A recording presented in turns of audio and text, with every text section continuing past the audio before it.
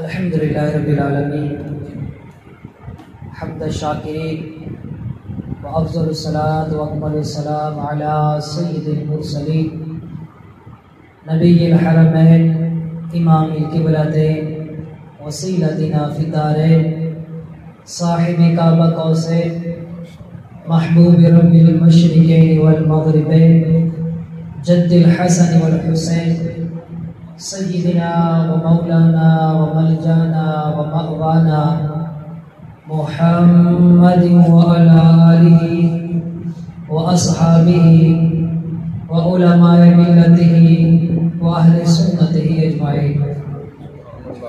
وقال اللہ تبارک و تعالی فی القرآن المجید والفرقان الحمید فإن آمنوا بمثل ما آمنتم به فقد اهتدوا۔ وقال اللہ تبارک و تعالی فی شان محبوبہ مخبرا وآمرا ان اللہ وملائکتہ یصلون علی النبی یا ایھا الذین آمنوا صلوا علیہ وسلموا تسلیما۔ محبت کے ساتھ صلی اللہ علیہ نبی صلی اللہ علیہ وسلم صلاۃ و سلام علیک یا سیدی یا رسول اللہ وعلی آلک و اصحابک یا حبیب اللہ۔ مولانا صلی وسلم دائما ابدا علی حبیبک خیر الخلق کلہم هو الحبیب الذی ترجى شفاعته لكل حول من الأحوال مقتحم بلغ العلا بكماله كشف الدجى بجماله حسن الجميع بصالحه صلوا عليه وآله۔ اللہ تعالیٰ مجدہ کی حمد و ثنا اور حضور فخر موجودات زینت بزم کائنات حامی بقسم سید سرورہ احمد مجتبی جناب محمد مصطفیٰ صلی اللہ تعالی علیہ وآلہ وسلم کی بلند و بالا بارگاہ میں صلاۃ و سلام کا نذرانہ عقیدت پیش کرنے کے بعد اللہ کی فضل و کرم سے آج ہم حضرت سیدنا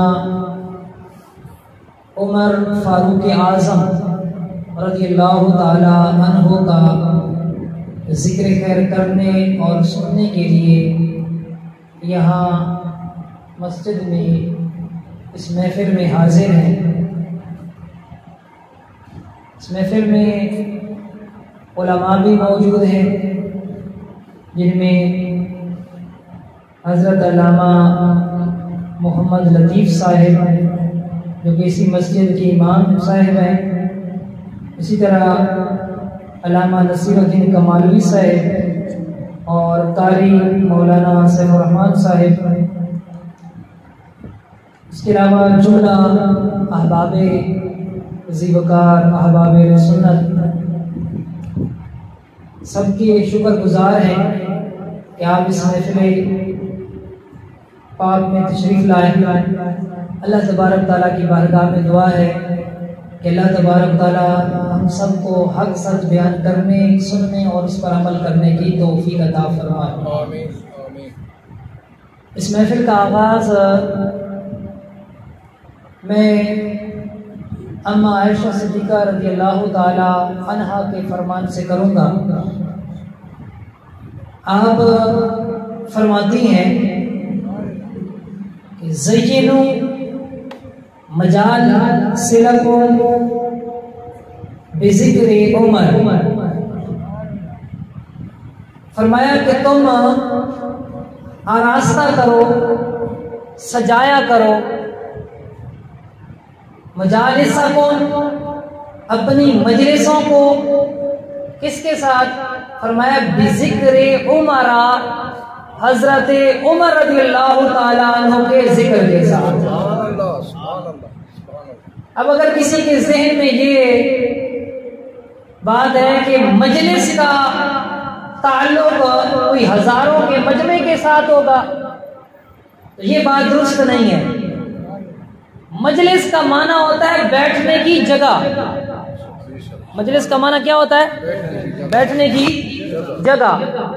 اب اگر ایک بندہ بیٹھا ہے تنہا ہے وہ بھی مجلس ہے، 2 بیٹھے ہیں وہ بھی مجلس ہے، 10 بیٹھے ہیں وہ بھی مجلس ہے، 100 ہوں یا 1000 ہوں وہ بھی مجلس ہے.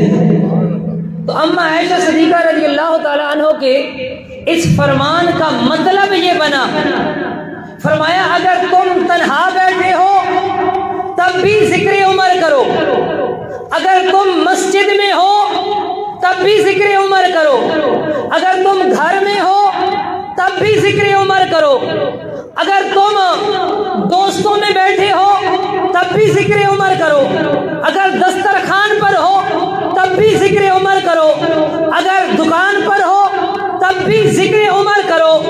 الغرض تم جہاں بھی بیٹھے ہو، جتنے بھی بیٹھے ہو، حضرت عمر کا ذکر کر کے اپنی مجلس کو آراستہ کیا کرو. اور اسی طرح ایک حدیث مبارکہ بھی ہے، آقا کریم صلی اللہ علیہ وآلہ وسلم نے ارشاد فرمایا زینوا مجالسکم بالصلاۃ علیہ، کہ تم مجھ پر درود پڑھ کر اپنی مجلسوں کو آراستہ کیا کرو.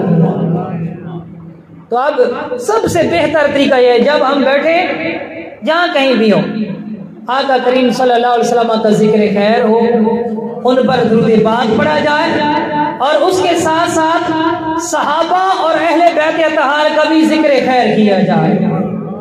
اس کا فائدہ یہ ہوگا کہ ہم جہاں جس مجلس میں بیٹھیں گے درود پاک بھی پڑھیں گے، ذکر صحابہ ذکر اہل بیت بھی کریں گے. پھر فائدہ کیا ہوگا؟ ہمارے سینوں کے اندر عشق مصطفیٰ کی جو چنگاری ہے اس کے اندر بھی اضافہ ہوگا، اور محبت صحابہ اور اہل بیت میں بھی اضافہ ہوتا چلا جائے گا. آج ہم عائشہ صدیقہ رضی اللہ تعالی عنہ کے اسی فرمان پر عمل کرتے ہوئے حضرت سیدنا عمر فاروق اعظم رضی اللہ تعالی عنہ کا ذکر خیر کرنے کی سعادت حاصل کرتے ہیں. آپ بڑے ہی جلیل القدر صحابی ہیں. انبیاء اور رسولوں کے بعد پوری کائنات میں سب سے افضل، سب سے بلند مرتبہ حضرت سیدنا ابو بکر صدیق کی ذات ہے. ان کے بعد دوسرا نمبر وہ حضرت سیدنا عمر فاروق اعظم رضی اللہ تعالیٰ عنہ کا ہے. آپ نے کئی دفعہ وہ قوالیوں میں سنا ہوگا دمادم مست کلندر علی دا پہلا نمبر. یہ گمراہی ہے. حضرت علی کا چوتھا نمبر ہے. پہلا نمبر انبیاء اور رسل کے بعد سیدنا ابو بکر صدیق کا ہے. دوسرا نمبر حضرت سیدنا عمر فاروق اعظم کا ہے. تیسرا نمبر حضرت سیدنا عثمان غنی ذی النورین کا ہے. اور چوتھا نمبر مولا کائنات مشکل کشا شیر خدا کرم اللہ تعالی وجہہ الکریم کا ہے. دیکھیں عقیدے کے حوالے سے معلومات یہ ہونا بے حد ضروری ہے. عقیدت اپنی جگہ، خود حضرت علی کا فرمان ہے.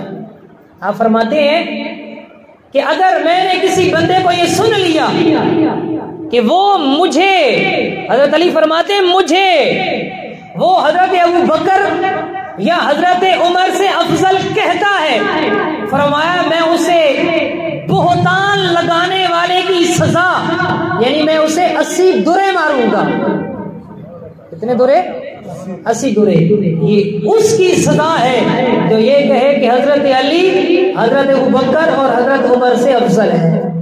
خود حضرت علی رضی اللہ تعالیٰ عنہ کے صاحبزادے حضرت علی کی بارگاہ میں آتے ہیں، عرض کرتے ہیں ابا جان، نبی پاک صلی اللہ علیہ وسلم کے بعد اس امت میں سب سے افضل کون ہے؟ حضرت علی فرماتے ہیں حضرت ابو بکر صدیق. پھر وہ پوچھتے ہیں کہ ان کے بعد افضل کون؟ حضرت علی خود آپ کی زبان پر حق بولتا ہے. آپ فرماتے ہیں ان کے بعد سب سے افضل حضرت عمر فاروق اعظم ہے. تو آپ وہ ہستی ہیں. اور آپ کا نام نامی اس میں گرامی زمین پر عمر ہے، آسمانوں میں آپ کا نام فاروق ہے. آسمانوں میں نام کیا ہے؟ فاروق ہے. اور دنیا میں زمین پر نام کیا ہے؟ عمر ہے. اور توریت میں آپ کا نام ہے منطق الحق.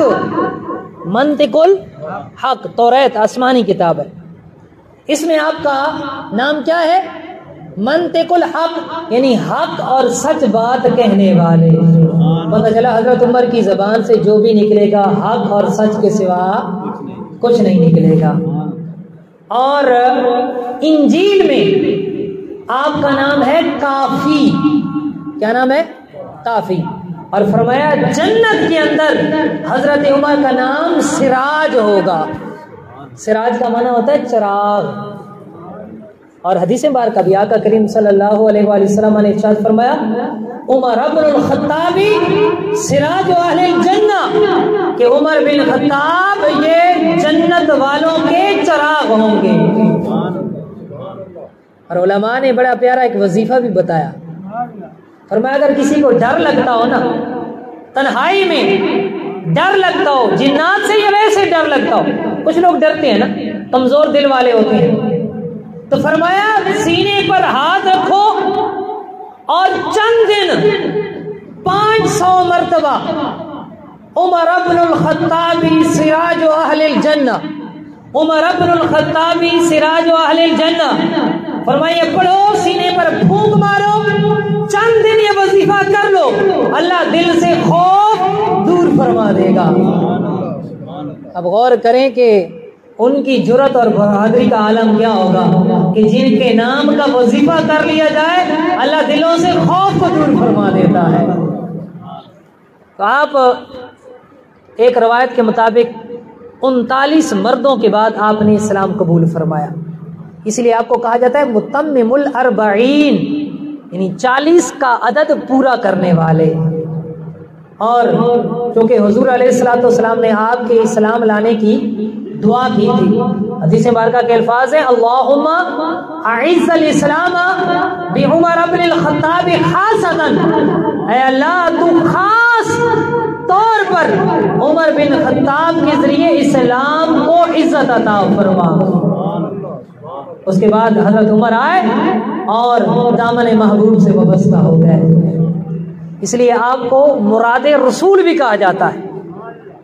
اور آپ کا ایک لقب ہے اعدل الاصحاب، کہ آپ صحابہ اکرام میں سب سے زیادہ عدل و انصاف کرنے والے تھے. اور آپ مکہ المکرمہ میں پیدا ہوئے، 63 سال آپ نے عمر پائی. 12 سال آپ نے بڑے ہی بہترین طریقے سے خلافت کے امور سر انجام دیے.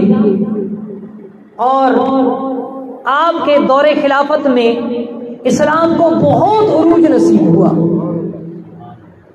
حضرت عبداللہ بن مسعود فرماتے ہیں کہ جب سے حضرت عمر نے اسلام قبول کیا تب سے اسلام دن بدن ترقی کرتا چلا گیا. اس کے بعد ہم نے کبھی تنزل ہی نہیں دیکھی. اللہ تعالیٰ نے حضرت عمر کو یہ شان اور یہ مقام دیا کہ آج اگر ہم مسلمان ہیں، ہم اسلام سے وابستہ ہیں، تو اس میں ہمارا وقار ہے، اس میں ہماری عزت ہے، ہمارا یہ شرف ہے کہ ہم اسلام سے وابستہ ہوئے. لیکن حضرت عمر کو اللہ نے وہ مقام دیا کہ حضور فرماتے ہیں یا اللہ عمر کے اسلام کے ذریعے، عمر کے ایمان قبول کرنے کے ذریعے تو اسلام کو عزت عطا فرما. حضرت عمر اسلام قبول کرتے ہیں تو اسلام کو عزت ملتی ہے. بڑی پیاری حدیث مبارکہ ہے. ایک مرتبہ حضرت جبریل امین نوریوں کے سردار حضور علیہ الصلوۃ والسلام کی بارگاہ میں حاضر ہوتے ہیں اور آقا کریم صلی اللہ علیہ وآلہ وسلم جبریل امین سے مخاطب ہوتے ہیں، اے جبرائیل ذرا عمر بن خطاب کے فضائل کو سنا۔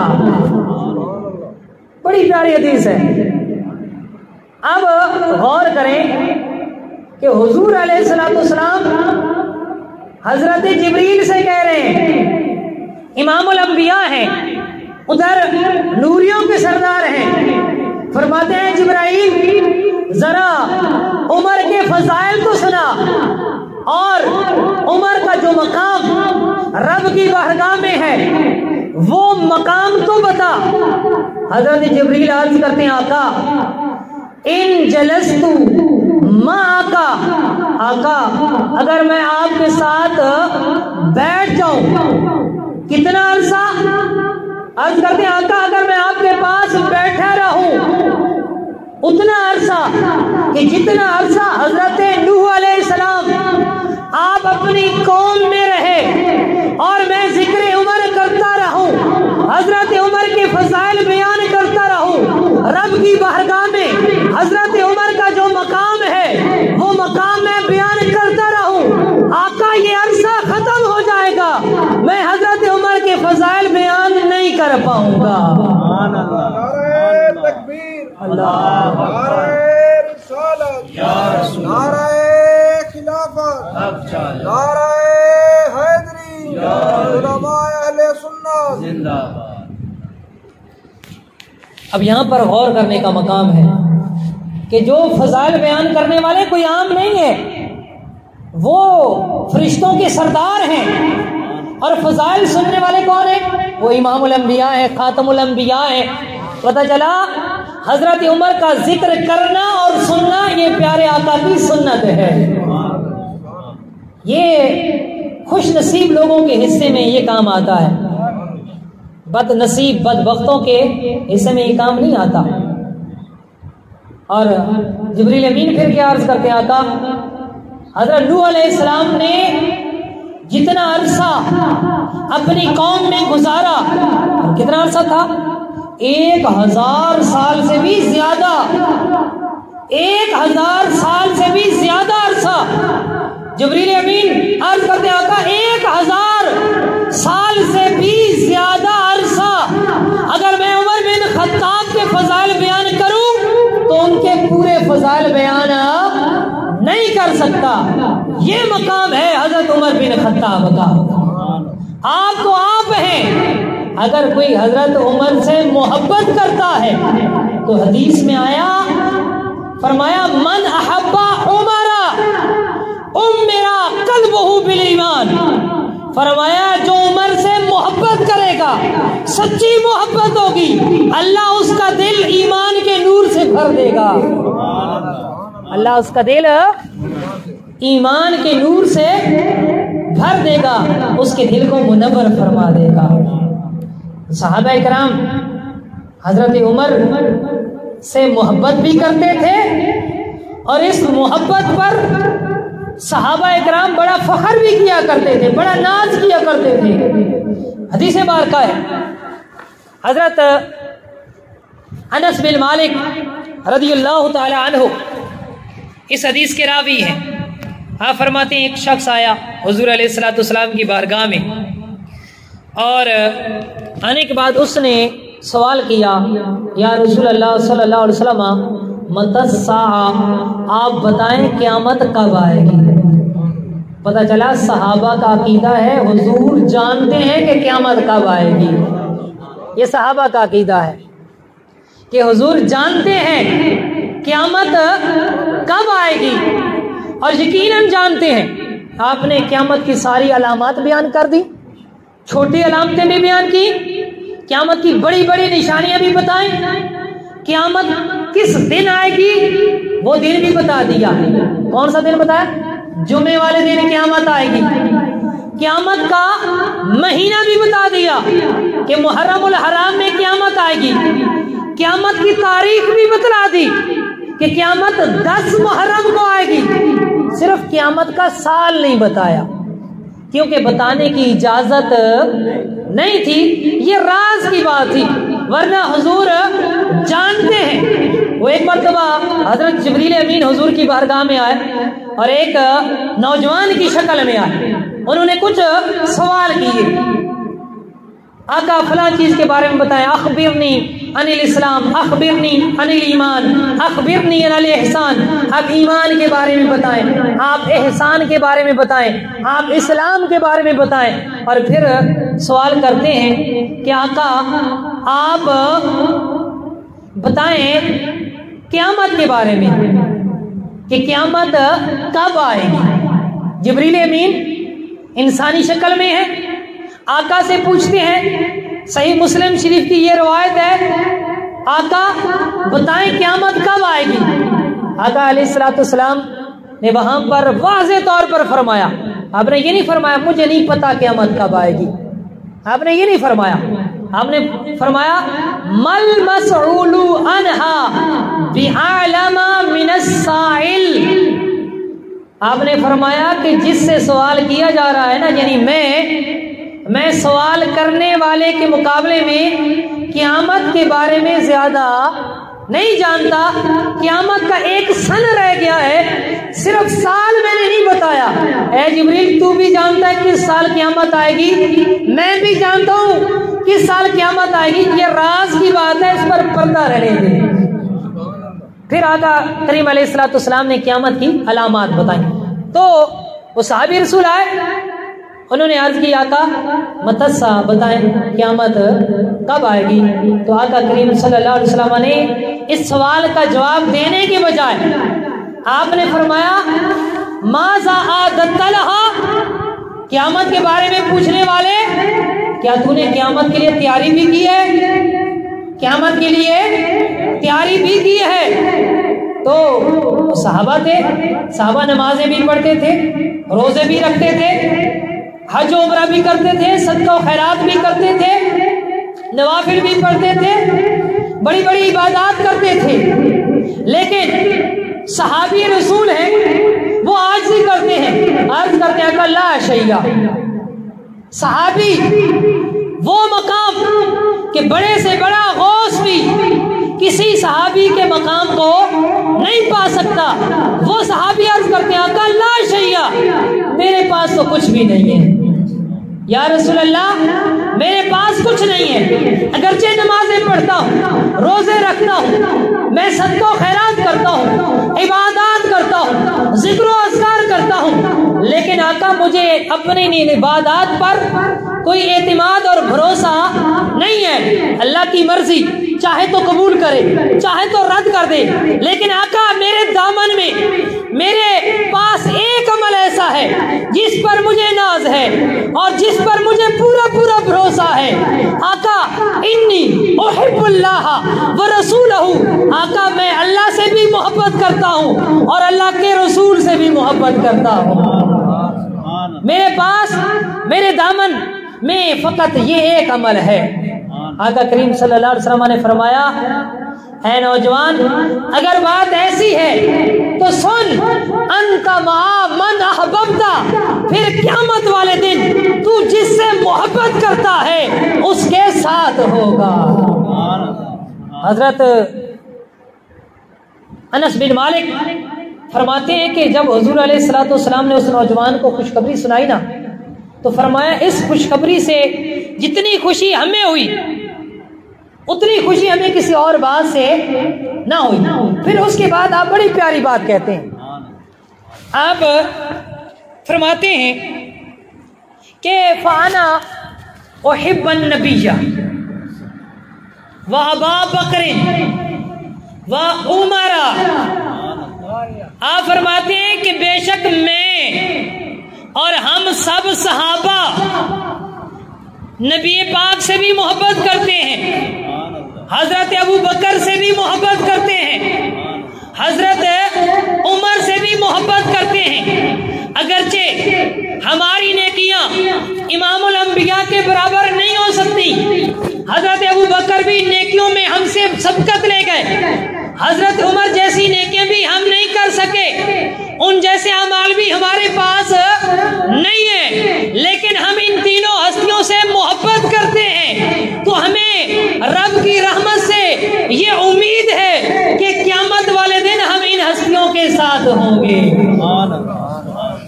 یہ حضرت عمر سے محبت کرنے کا صلہ ہے۔ جو حضرت عمر سے محبت کرے گا قیامت والے دن، صحابی فرماتے ہیں کہ رب کی رحمت سے یہ امید ہے کہ اسے حضرت عمر کا ساتھ نصیب ہوگا۔ ہم عائشہ صدیقہ رضی اللہ تعالیٰ عنہا سے بڑی پیاری حدیث مبارکہ ہے۔ آپ فرماتی ہیں کہ ایک مرتبہ رات کا وقت تھا، آسمان پر تارے وہ ٹمٹما رہے تھے۔ میں نے حضور علیہ الصلوۃ والسلام سے پوچھا، آپ فرماتی ہیں میرے دل میں یہ تھا، میں یہ سوال کر رہی ہوں نا، تو حضور علیہ الصلوۃ والسلام میرے سوال کے جواب میں میرے والد حضرت ابو بکر کا نام لیں گے۔ تو انہوں نے سوال کیا کیا، عرض کہ یا رسول اللہ جتنے آسمان کے ستارے ہیں، کیا آپ کا کوئی امتی ایسا بھی ہے کہ اس کی نیکیاں ان ستاروں کے برابر ہوں؟ جب انہوں نے سوال کیا تو آقا کریم صلی اللہ علیہ وآلہ وسلم نے فرمایا، عائشہ ہاں، میرا ایک امتی ایسا ہے کہ جس کی نیکیاں آسمان کے ستاروں کے برابر ہیں، اور وہ عمر بن خطاب ہے۔ ہم عائشہ صدیقہ رضی اللہ تعالی عنہا فرماتی ہیں میری توقع کے برعکس جواب آیا۔ میں تو یہ توقع کر رہی تھی کہ حضور نام لیں گے میرے والد کا، آپ نے نام لے لیا حضرت عمر کا۔ تو عرض کرتی ہیں یا رسول اللہ پھر ابو بکر صدیق میرے والد گرامی کی نیکیوں کا کیا بنے گا، ان کی نیکیوں کا کیا بنے گا؟ آقا کریم صلی اللہ علیہ وسلم نے فرمایا، عائشہ عمر کی ساری نیکیاں ابو بکر کی ایک نیکی کی طرح ہیں، عمر کی ساری نیکیاں میرے ابو بکر کی صرف ایک نیکی کی طرح ہے۔ اب اس حدیث سے دو باتیں معلوم ہیں۔ ایک بات یہ کہ آقا کریم صلی اللہ علیہ وآلہ وسلم اپنے امتیوں کی نیکیوں کی گنتی کو بھی جانتے ہیں۔ یہ کہتے ہیں نا کہ نبی کو دیوار کے پار کا نہیں پتا، علمان والحفیظ، یہ نبی تو وہ ہیں جو امتیوں کی نیکیوں کا حساب بھی رکھتے ہیں، جانتے ہیں کہ میرے امتیوں میں سے کس کی نیکیاں کتنی ہیں، تبھی تو بتایا کہ میری عمر کی نیکیاں آسمان کے تاروں کے برابر۔ اور دوسری بات یہ پتہ چلی کہ آقا علیہ الصلوۃ والسلام یہ بھی جانتے ہیں کہ آسمان کے ستارے کتنے ہیں۔ سائنس کتنی ترقی کر گئی لیکن آسمان کے تاروں کی گنتی نہیں معلوم کر سکی، لیکن اللہ نے محبوب کریم کو کیا علم عطا فرمایا، حضور نے آسمان کے ستاروں کو بھی جان لیا اور اپنے امتی کی نیکیوں کو بھی پہچان لیا۔ بڑی پیاری حدیث مبارکہ ہے۔ آقا کریم صلی اللہ علیہ وآلہ وسلم نے قسم ارشاد فرمائی، قسم کھائی، اور اس کے بعد یہ بات بیان فرمائی۔ آپ نے فرمایا کہ اے عمر مجھے قسم ہے اس ذات کی جس کے قبضہ قدرت میں میری جان ہے، اے عمر تو جس گلی سے آتا ہے اگر سامنے سے شیطان آ رہا ہو، اے عمر شیطان کی جرت نہیں کہ وہ تیرا سامنا کر سکے، شیطان اپنا راستہ بدل لیتا ہے۔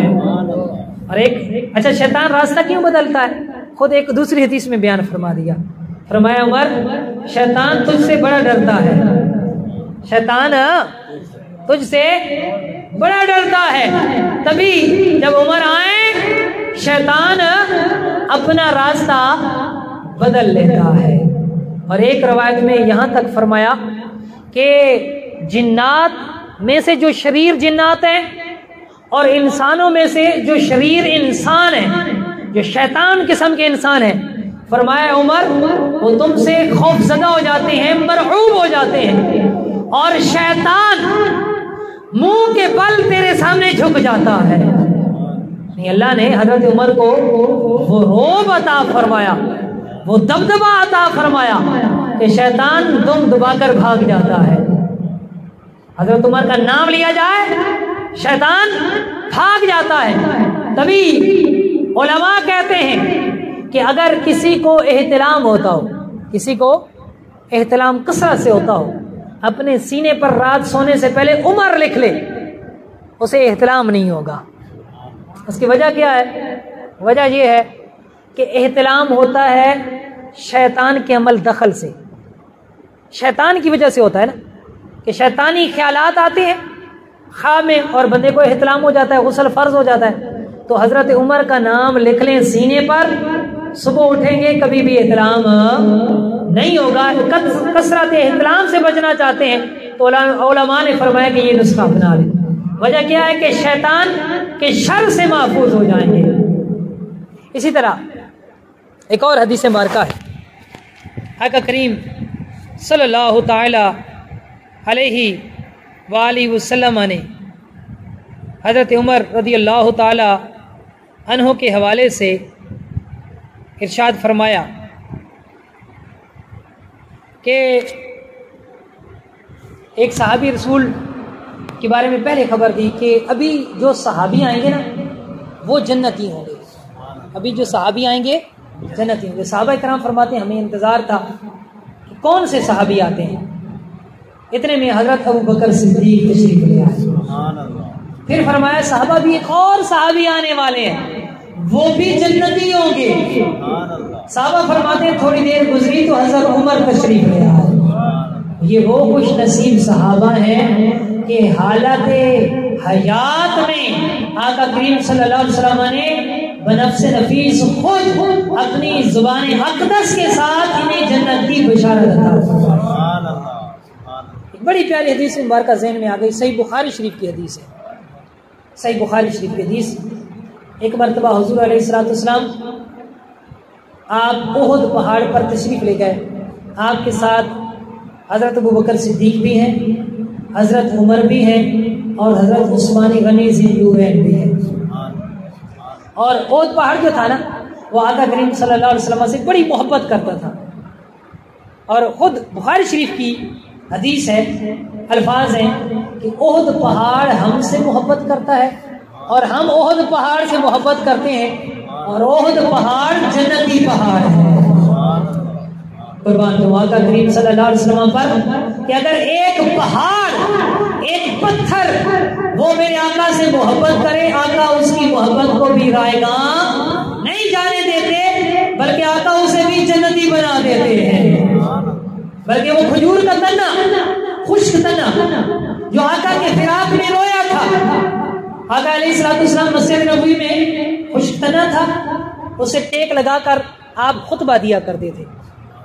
پھر آپ کے لیے لکڑی کا ممبر بنایا گیا، جب اس تنے کو چھوڑا آپ ممبر پر تشریف لے گئے تو صحابہ کرام فرماتے ہیں کہ وہ جو لکڑی کا تنا تھا نا وہ رونا شروع ہو گیا، بلکنے لگا، اور اتنا رویا کہ اس کی رونے کی آواز سے مسجد نبوی گونج اٹھی۔ وہ ایسے رو رہا تھا جیسے ایک چھوٹا بچہ روتا ہے۔ حضور علیہ الصلوۃ والسلام آپ ممبر سے اترے، اس کھجور کے تنے کے پاس آئے، اسے اپنے سینے سے لگا لیا۔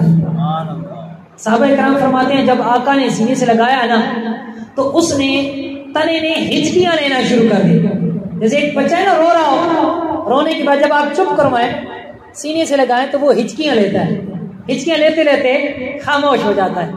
تو صحابہ فرماتے ہیں ستون نے ہچکیاں لینا شروع کر دی، اور ہچکیاں لیتے لیتے وہ ستون خاموش ہو گیا۔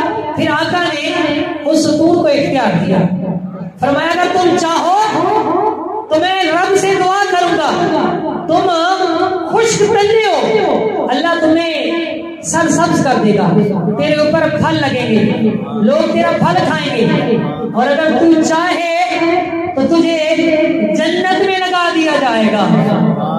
تو اس تنے نے جنت کو اختیار کیا۔ قربان جاؤں امام الانبیاء صلی اللہ علیہ وسلم پر، آپ وہ لجپال ہیں جو آپ سے محبت کرے، صرف انسان نہیں، اگر پتھر محبت کرے آقا اسے جنتی بناتے ہیں۔ اگر کھجور کا خشک تنا میرے آقا سے محبت کرے، آقا سینے سے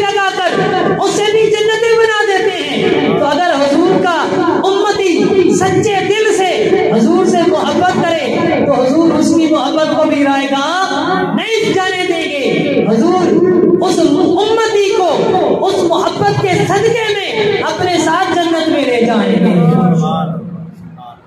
اب حضور علیہ الصلوۃ والسلام جب اس احد پہاڑ پر تشریف لے گئے نا تو وہ احد پہاڑ ہلنے لگا، اور عشاق کہتے ہیں کہ احد پہاڑ کو وجد آ گیا، وہ جھومنے لگا۔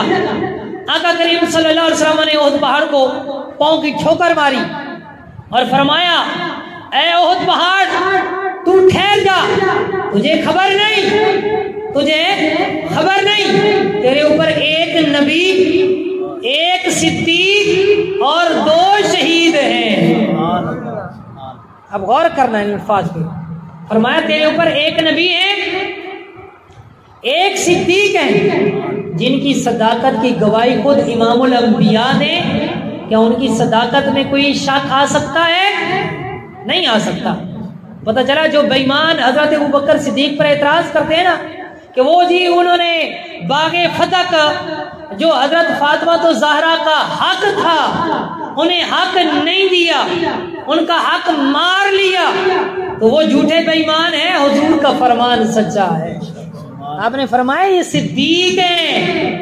اے احد پہاڑ تیرے اوپر ایک نبی ہے، ایک صدیق ہے، اور تیرے اوپر 2 شہید ہیں۔ شہید کون ہوتا ہے؟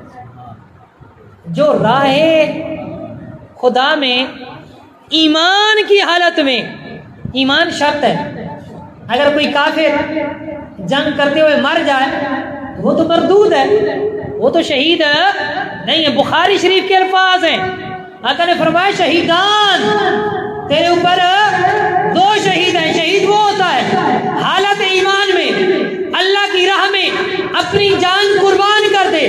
حضرت عثمان غنی کو بھی فرمایا شہید ہیں، حضرت عمر بن خطاب کو بھی فرمایا شہید ہیں۔ یہاں سے 2 باتیں معلوم ہوئی، ایک تو یہ کہ حضور غیب جانتے ہیں، حضور غیب جانتے ہیں، تبھی تو اعلیٰ حضرت نے فرمایا اور کوئی غیب کیا تم سے نہاں ہو بھلا، اور کوئی غیب کیا تم سے نہاں ہو بھلا، جب نہ خدا ہی چھپا تم پہ کروڑوں۔ آقا نے فرمایا 2 شہید۔ تو ایک تو یہ پتہ چلا کہ حضور جانتے تھے ان دونوں نے شہید ہونا ہے، اور دوسرا یہ بھی معلوم ہوا یہ جو 2 صحابی ہیں ان کا خاتمہ ایمان پر ہوگا، ان کا خاتمہ ایمان پر ہوگا۔ پتہ چلا وہ بے ایمان ہیں جو یہ کہتے ہیں کہ حضور کے وصال کے بعد یہ مرتد ہو گئے تھے، معاذ اللہ اسلام سے پھر گئے تھے، وہ جھوٹے بے ایمان ہیں۔ حضور کا فرمان سچا ہے، فرمایا یہ 2 شہید ہیں، ان کا خاتمہ حالت ایمان میں ہوگا۔ تو یہ حضرت عمر بن خطاب رضی اللہ تعالی عنہ کا مقام اور مرتبہ یہ آج آپ کے سامنے بیان کیا۔ اور آخر میں حضرت عمر بن خطاب رضی اللہ تعالی عنہ یہ وہ ہستی ہیں کہ جو اہل بیت اطہار سے بڑی محبت کرنے والے تھے۔ بخاری شریف کی مختصر سی حدیث جس سے آپ یہ اندازہ لگا سکتے ہیں کہ صحابہ اور اہل بیت اطہار کا آپس میں بڑا محبت والا جوڑ اور تعلق تھا۔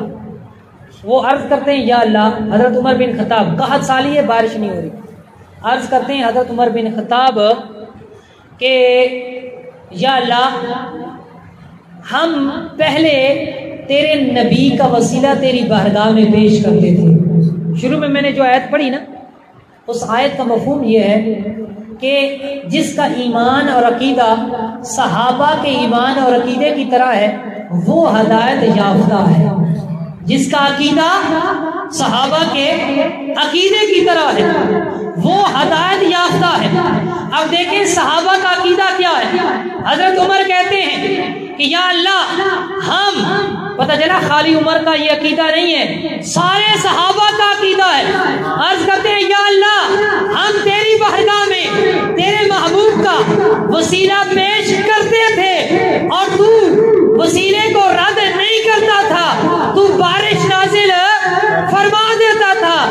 یا اللہ اب ہم تیری بارگاہ میں نتوسل الیک بعم نبینا فاسقنا، یا اللہ اب ہم تیری بارگاہ میں اپنے نبی کے چچا کا وسیلہ پیش کرتے ہیں یا اللہ تو بارش نازل فرما دے۔ راوی حدیث کہتے ہیں جب انہوں نے حضور کے چچا عباس کا وسیلہ رب کی بارگاہ میں پیش کیا، اسی وقت اللہ تعالیٰ نے بارش کو نازل فرما دی۔ پتہ چلا صحابہ کا عقیدہ کیا تھا؟ وہ وسیلے کو مانتے تھے، وسیلہ رب کی بارگاہ میں پیش کرتے تھے۔ پتہ چلا وہ ہدایت پر ہوگا جو وسیلے کو ماننے والا ہوگا، جو وسیلے کا منکر ہے وہ بے ایمان ہے، وہ صحابہ کے عقیدے کے بالکل برعکس ہے، اور جو وسیلہ مانتا ہے وہ صحابہ کا سچا پیروکار ہے۔ اللہ تبارک تعالیٰ کی بارگاہ میں دعا ہے کہ اللہ تبارک تعالیٰ ہم سب کو صحابہ اکرام کی سچی محبت عطا فرمائے اور صحابہ اکرام کے نقش قدم پر چلنے کی توفیق عطا فرمائے۔ آمین بجاہ نبی الامین صلی اللہ علیہ وآلہ